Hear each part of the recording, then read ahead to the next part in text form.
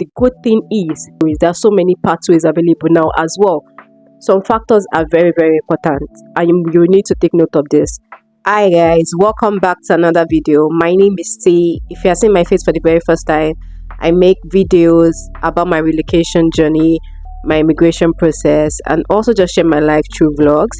So if you're interested in this type of content, do make sure to stay tuned. So you want to move to Canada in 2025? Well, if this is why you search up this video, trust me, you're in the right place. Today's video, I'm just going to be talking about how to get your permanent residency approved in 2025. I've gotten a lot of questions about the process itself. I just thought to share how I would do it if I was to do like my PR application again in 2025. This is exactly what I would do. I'll be talking about everything I feel like you need to do in order to make yourself a right candidate. So let's just get right into the video. But by now you should already know I got my permanent residency approved last year in 2024. Said there are a lot of pathways to get into Canada. There's a PR, there's a skilled worker route, and there's a student route. I am focusing on the permanent residency route. To come into Canada as a permanent resident, you have to go through the express entry program. I'll just give you a summary of what it's about. So the express entry program, it's more like a points-based system that allows skilled professionals to come into the country. I mean skilled professionals that have like work experience in certain fields that are needed in Canada. So these points are based on things like age, work experience, the language test like IELTS, level of education as well. So all of that determines your point, and the higher you score, the better your chances of being called or be invited to apply for permanent residency in Canada. So in that express entry program, there are three pathways. There's the Canadian experience class, there is a federal skilled worker program, and there is the federal skilled trade program. The Canadian experience class allows people that have work experience in Canada to apply for permanent residency. It just basically targets people with work experience in Canada. So the federal skilled worker program targets people that in other countries that have experience in certain fields that are needed in Canada. The third one is the federal skilled trade program. This just targets certain skill sets, but they are not your typical professional skill. For example, trades could be everything other trades like plumbing, electricians, butchers, caterers, those kind of not very professional skill sets, but they are still needed in Canada. So that's where the federal skilled trade program comes into play. So you kind of decide where you want to, what you want to do. What I like about Canada though is that it gives you that lots of options. I feel like there are so many pathways available right now. The possibilities are endless, right? So I feel like if you know how to position yourself, if you know how to target certain things, you should be able to get it. You should be able to get it. You just have to be willing to put in the work, to invest your time, invest your money. It is very, very, very, very doable. So I'm going to be focusing now on the federal skilled worker program, which is what I did. I did not do trade. I did not do Canadian experience class because I do not have, work experience in Canada. I did not do trade because I don't have like trade skills. So now the federal skilled worker program, I'm just going to give you a breakdown of how you can take advantage of that. Some factors are very, very important, and you need to take note of this. One, I would say age. Your age is very, very, very, very, very, very important. If you're less than 30, sweet. If you're over 30, hope is not lost. Trust me, it's not lost. If you're less than 30, that's very good. That means you're literally the right candidates. They want people in their 20s, people that don't, you see, people that are starting out their lives, basically young people that are coming into the country to work and help their economy grow. They don't want people that are older for certain reasons. That's the idea behind focusing more on younger people. They want people that are agile, people that have they're just starting out their career, probably have worked in certain fields, and they want to grow, they want to move, they want people like that to come and up their economy. So age is very, very, very important. Number two is work experience. Whatever you have your work experience in is actually important. For example, let's say I have my work experience in tech, right, as a software developer. The chances of me getting my PR in 2025 is higher compared to someone, for example, that has work experience in, in HR. Do you understand? And that's because, not because there's anything wrong with HR, it's just because when you look at the occupations in demand in Canada in 2025, there are tech skills on there. They are not as much. I've never seen HR, to be honest. There are just some skill sets that I've never come across. They're just not there, right? They're just, do you get? So whatever it is you have your work experience in actually really matters. So what you will have to do is go on the website I mentioned, go and just Google occupation in demand in Canada. That will give you an insight into what they are looking for. That will give you an insight into what is in demand at the moment. The higher your level of education, the better your chances. For example, someone that has a BSc is not bad. Don't get me wrong. If you have a BSc, all well and good. Compared to someone that probably has a master's, right? Your score will be different. With BSc, you get a lower score. With a master's, your score has boosted already, right? Which will increase your chances of being called.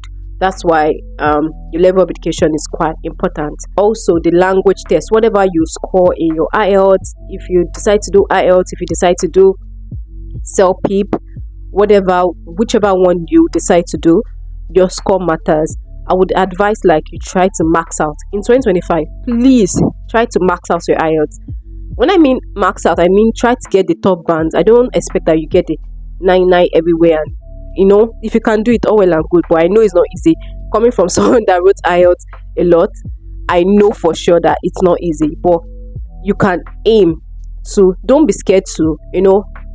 Because you've written IELTS once, now think, oh, I got an okay mark, I will just manage it. Don't manage, especially if your score is low, right? If your score is low, don't manage your IELTS score. You can have it, join the pool, but try to, max out. At least try to get top bands a little bit. Do you get what I mean? I know you can struggle in some areas. I wrote my IELTS. I told you guys I wrote my IELTS 4 times in the UK, and that's not because I wasn't passing. I feel like one day I will share my IELTS. Maybe I'll do an IELTS video and I will share my IELTS. I always passed my IELTS, but I did not max out, and I know that if I wanted to be competitive, I needed to max out my IELTS. So that's why I kept writing it again. What makes this whole process different from what it was like 5 years ago, 4 years ago, is because right now there are more skilled people, so it is now more competitive. But even though it's more competitive, the good thing is there are so many categories, there are so many pathways available now as well. So it's there are advantages and disadvantages, I would say. In the past, we just had the Federal Skilled Worker Program. We had the Canadian Experience Class and Trade as well, but there were not subcategories in those categories. I don't know if you guys understand. For example, now under the Federal Skilled Worker Program, we have the STEM category, we have the transportation, we have the agric, we have all of these other subcategories, right? Whereas in the past, those things were not available. We're just the Federal Skilled Worker Program, the general school, and whatever it is that. But now you can kind of tailor your profile to certain categories if your score is not very high. I'll do my permanent residency in 2025. First time, I'll take into consideration all of these things that I mentioned: your work experience, whatever you have your work experience in, my age, my IELTS. I'll try to max out my IELTS, my level of education. If I'm lacking in anything, I'll try to up it. So, for example, if I have BSc and let's say I don't have masters, there are some soft courses you can do that gives you a little bit more points. Would not give you master score, don't get me wrong, but will increase your score a little. So this thing is a game of numbers. You want to, whatever, even if it's 5 points increase, whatever it is, you want to be able to take advantage of that. So don't be scared to write exams. And we also have the provincial nomination.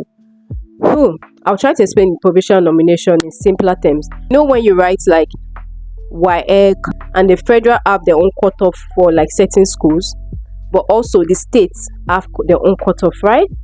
So aside from the federal calling you for the general draw, the provinces also set their own cutoff for their own nominations, right?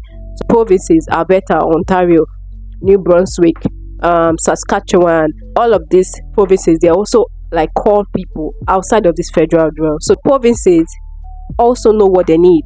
For example, if Ontario says, oh, we need more accountants, they're going to be targeting accountants in the pool. Okay, so provinces also have their own occupation in demand. It's a place they will ask you when you join the pool, where they ask you like if you're interested in the provinces you're interested in. The best thing I would say, advice, is to pick all provinces. Just say you're interested in all the provinces, so that whichever province wants to call you, you're eligible. Go and look at each province that calls people. So look at the occupation in demand as well. What are they targeting? You want to position yourself and you want to set yourself up for success. Mind you, you need to also realize that Canada, they change their rules regularly. So what happens is, recently they changed like the occupation in demand. In the STEM category, they removed certain skill sets and they added certain skill sets. So what you should know is that you cannot go with, let's say, the information you had 1 month ago. You have to always be up to date. So I would say regularly check the website, regularly be informed. Okay, I will leave on the screen certain websites that I think you should check regularly, even if it's every week. Even if you say, okay, every Friday I'm going to be checking this website to see what is new, what has been changed, just so you're not lacking. There's so many pathways to take advantage of. Just because you're not eligible for one doesn't mean you're not eligible for others. So don't shut yourself out, don't shut it down.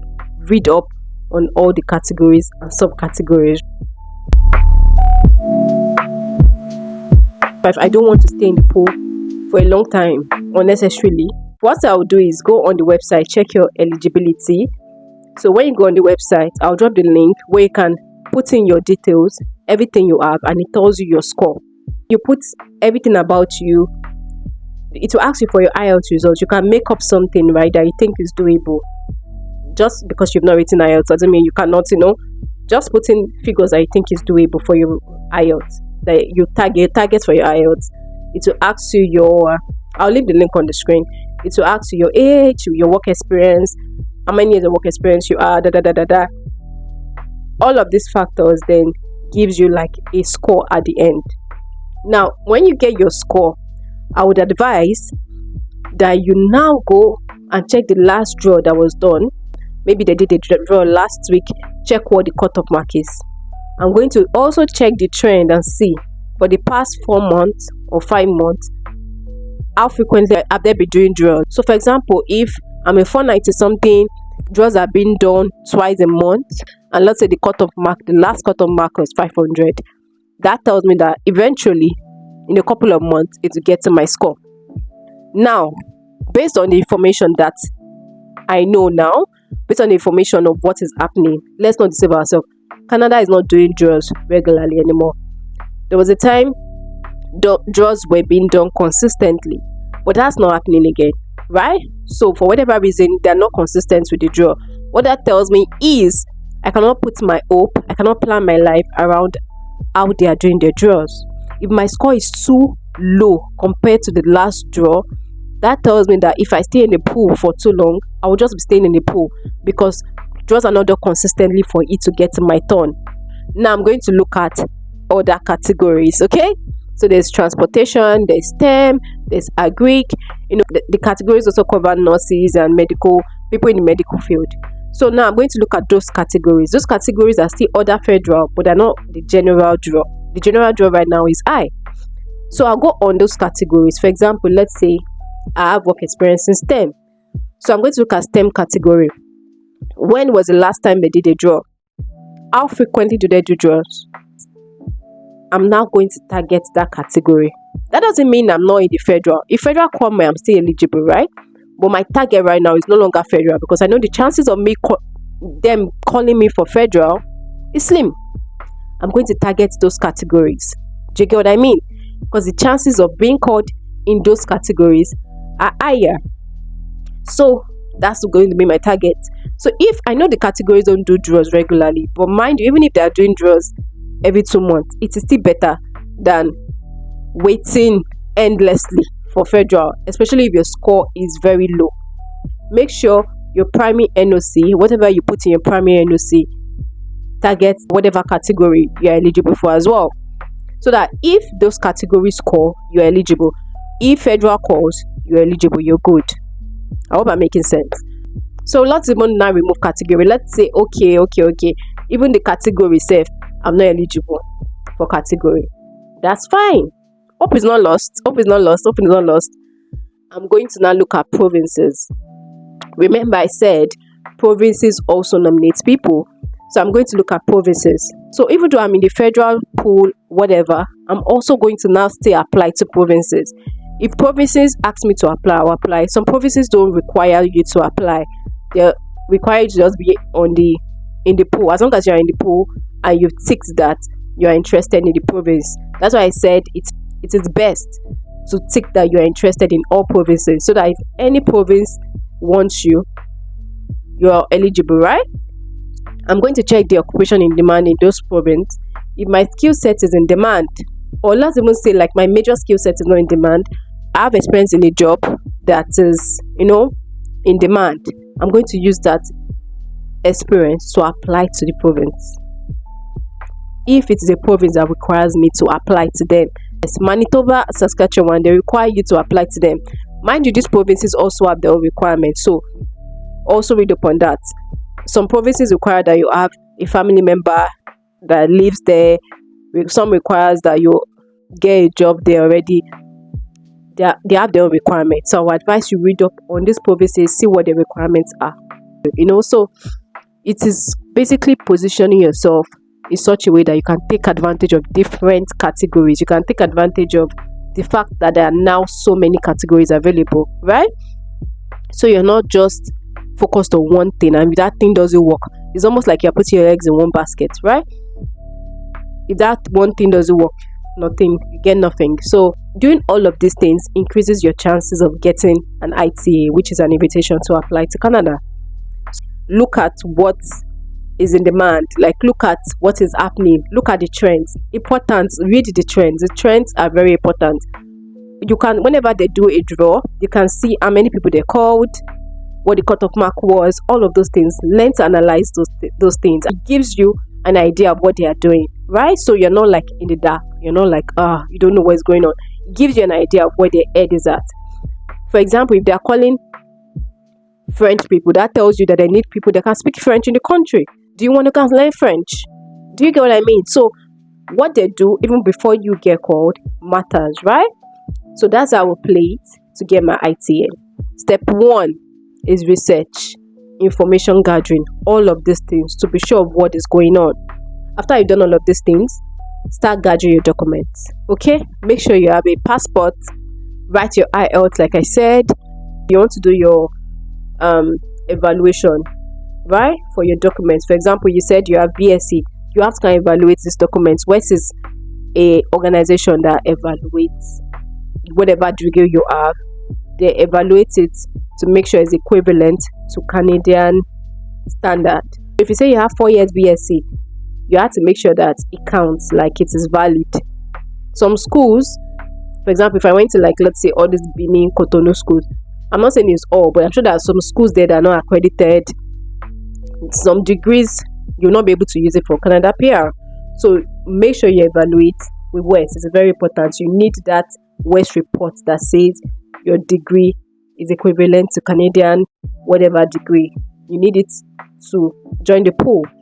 So get your documents, get your passport, write your IELTS, get your WES evaluation for the degrees that you have. Now there's a waiting period. Now I like to talk about the waiting period because it's inevitable. For example, when I got my document, I had my IELTS and everything. I had to wait for 4 months, by the way. I got my IELTS passed in December of 2023. I had to wait for January, February, March, and I got called mid-April, right? So that's like 3.5 months ish, or almost 4 months before I got called. I know we want to, join the pool today, get it today. You can be strategic and still have to wait for a bit. The waiting period is the most difficult because that's when you're like, will I get called? Will I not get called? This is when you are, working with information. This is where I would advise you keep, even though you're not called, it's okay. Just keep track of what is happening. Make sure you're staying up to date. Make sure you have all of these apps. Make sure you have all of these websites. Make sure you're going there regularly to know what is going on, so that if anything changes, you can easily go and edit something on your profile. to make you eligible. For example, let's say they are not calling, let's say you have work experience in certain field and is not in demand in, let's say, in a category, and you've been in the pool for like 2 months. All of a sudden they put that skill as occupation in demand, but because you're not checking your profile regularly, you don't know. So you're not updating anything, you're not making it your primary occupation, you're not making it your primary NOC, you're just there. They'll do a draw for that skill and you're going to miss it because you're not staying up to date, because you're not, updating your profile regularly. So I advise that you always stay up to date. The most important thing I would say for this is research and being serious about it, staying up to date on new information, especially for Canada, because Canada changes the rules regularly. Trust me, regularly. They are always changing the rules, so you always want to be up to date. The purpose of tips and tricks I'm giving you guys is just so that you're not in the pool for a long period of time. It's easier for you to get like ITA. It's easier for you to get like invitation to apply. You're not waiting in the pool for however long. Okay. Yeah, that's my advice, is read up on everything that's going on. Make sure you're up to date on changes. Make sure you're up to date on trends. Like literally monitor trends, meaning monitor when they did the last draw, how many people they called, how frequently they're doing draws, what skill set are they seem to targeting. Is there something you can do to up your own game as well while you're waiting, just so you get called eventually. I think that's the best way in 2025 to actually get called, is to be strategic, is actually positioning yourself rightly, and also looking for ways to up your game. Like I've said, there's so many ways to increase your score. The goal is not just to get an invitation, the goal is actually to get your permanent residency. So after you've been called, I would say make sure all your documents, I would say mistakes a lot of people make is with the documents. A lot of people have been declined just because of putting the wrong information, not putting the right things. And that's such a sad way to go, considering how difficult it is for you to even get to this stage where you want to submit your document. Document submission is actually very, very, very, very, very, very important. So for me, I would say there's no limit to how many times you should cross-check your documents. For every category, everything you claim, you have to show proof.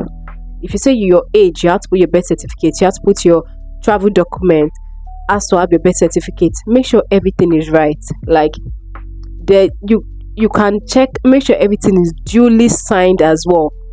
Check all the requirements of what every document should have and make sure it has it. For example, your police report, make sure it's legit. There are ways to even verify your police report. So if you get your police report, let's say from wherever you get a police report, you can verify. And I know in Nigeria that the portal, it has like a reference when you get your police report. There are ways for you to verify that it is real. Okay, like every information, every document you have, cross-check it numerous times. Make sure you're cross-checking.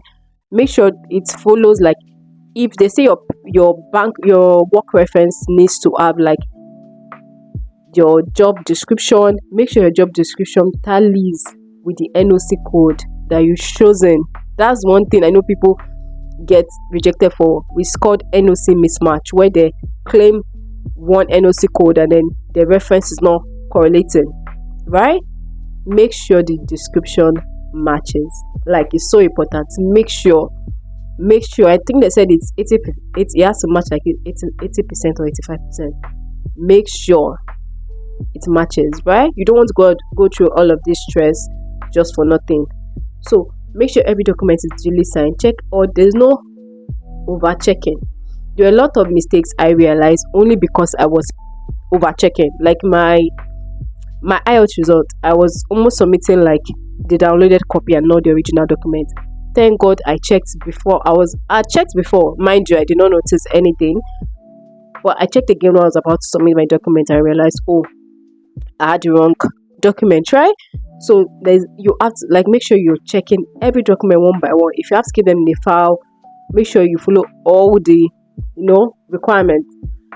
Each document they say has to be less than 2 MB, right? When you put all your documents together for each category, when you're submitting your document, it has to be less than 2 MB. Make sure you follow every rule for submitting your documents. Attention to detail.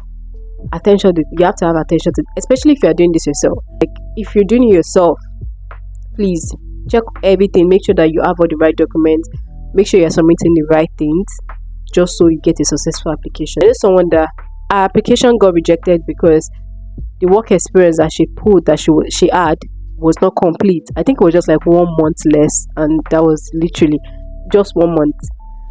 The time it takes you to actually get an invitation is very long. Don't ruin it by submitting the wrong document. Submit your application, pay the necessary fees, and by God's grace, I feel like if you do everything you're supposed to do, you submit the right documents, pay the necessary fees, do everything you're supposed to do, your application will definitely get approved. So I think I've covered everything I want to cover in this video. If there's anything you feel like I missed out, please don't be shy to leave a comment. I will actually respond to the comment and I will cover it. And if there's any video you like me to make, if there's anything you would like me to touch on that I did not touch on, please let me know. So anyways, thanks for watching. I hope you guys gained something from this video. I hope I was able to help you guys on how to be more strategic in this whole process. And if you enjoyed this video, please make sure to give it a thumbs up, leave a comment, and do make sure to subscribe if you are yet to do so. Thank you and God bless you.